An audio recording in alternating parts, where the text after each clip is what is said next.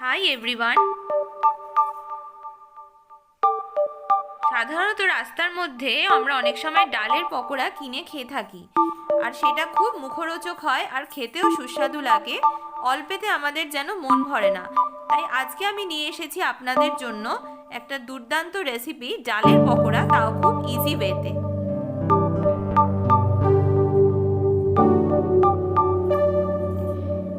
এখানে আমি নিয়ে নিয়েছি 3 থেকে 4টে পেঁয়াজ কুচি আর 10-12 কোয়া মতো রসুন কুচো করে নিয়েছি।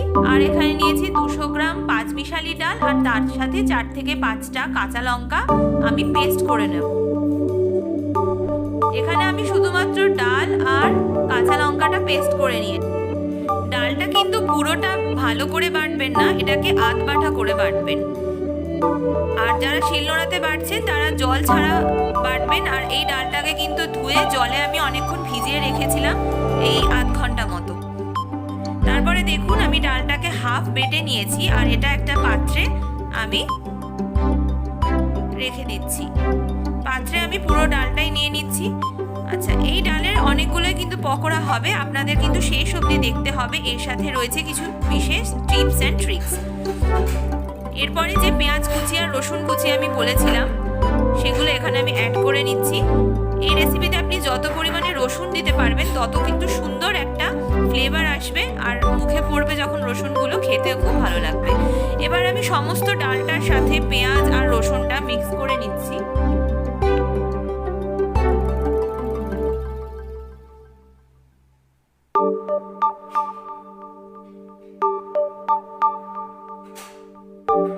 এরপরে আমি এখানে দিয়ে দিচ্ছি হাফ চামচ নুন। আপনারা যদি চান তো এটা একবার টেস্ট করেও দেখতে পারেন, তাহলে নুনের কোয়ান্টিটিটা কিন্তু ভুল হবে না।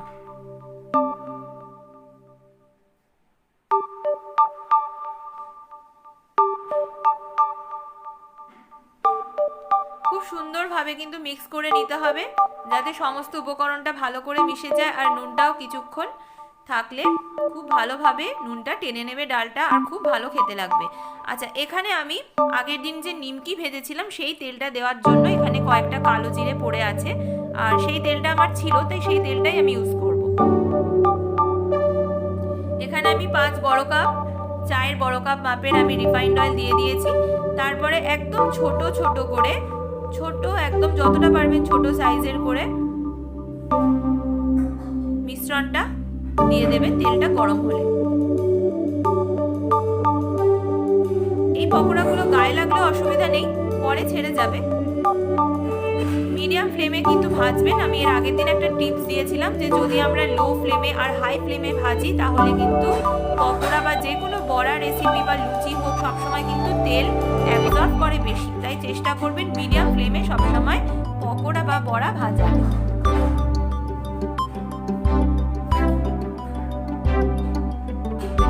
দেখুন আমি এক এক করে খুব সুন্দরভাবে ভেজে নেব।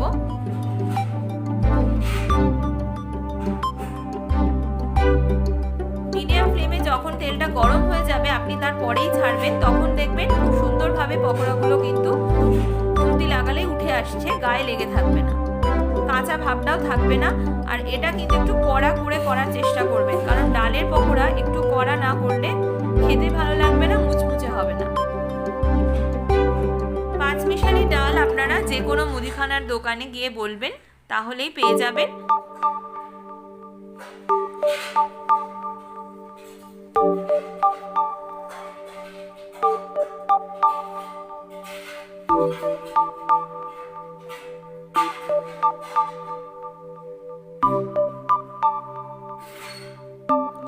এই ডালের বড়াটা অন্যান্য মুসুরির ডাল বা মুগ ডালের থেকে কিন্তু আরও বেশি সুন্দর খেতে লাগে, আর খুব ভালো টেস্টি লাগে খেতে। একবার আপনারা প্লিজ বাড়িতে এরকমভাবে ট্রাই করে দেখবেন।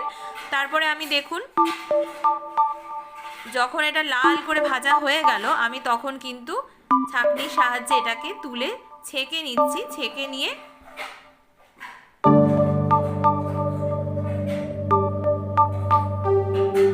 তুলে রাখছি।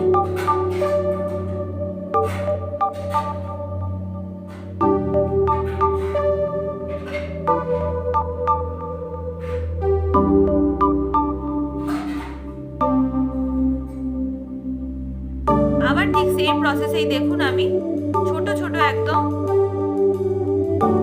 যেরকম আমরা সাধারণত রাস্তার ধারে খেয়ে থাকি ডালের পকোড়া, ঠিক ওই সাইজের ভেজে নেব। যতটা তেল আছে চেষ্টা করবেন পুরো তেলটা কভার করা, আর এটা গায়ে লাগলেও কোনো অসুবিধা হবে না।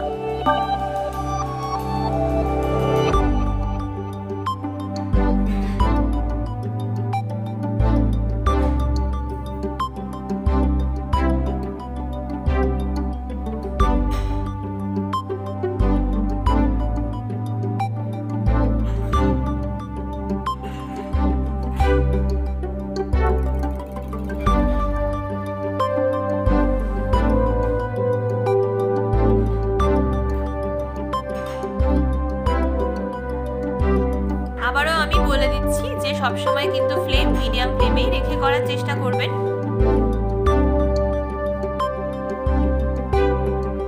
এটা একটা টি টাইম খুব সুন্দর একটা স্ন্যাক হিসাবে খাওয়া চলে। বাচ্চাদের আজকাল অনেক রকম বায়না থাকে, এমনকি বাড়িতে বয়স্ক মানুষরা থাকলেও কিন্তু তারা অনেক রকম বায়না করেন মুখরোচক খাওয়ার জন্য, তো এইটাও আপনারা তাদেরকে দিতে পারেন।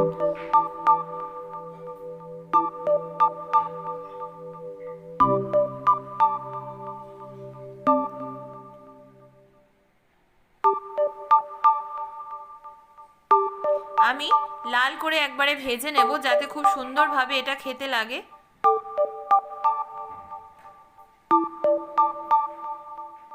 দেখুন খুব সুন্দরভাবে এটা আমার ভাজা হয়ে গেছে।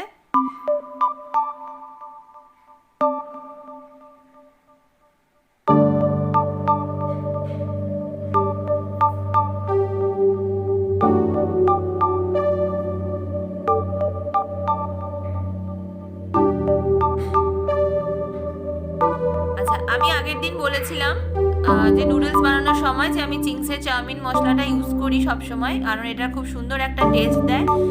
যদি আপনাদের কাছে এটা অ্যাভেলেবেল না থাকে তো আপনারা যে কোনো চাট মশলা বা যে কোনো নুডলসের মশলা আপনারা নিতে পারেন, বা ম্যাগি মশলা আপনারা ইউজ করতে পারেন। এই রেসিপিটা আপনাদের কাছে অনুরোধ রইল, যদি ভালো থাকে তাহলে আমার চ্যানেলটা লাইক, শেয়ার, সাবস্ক্রাইব করতে ভুলবেন না। টাটা।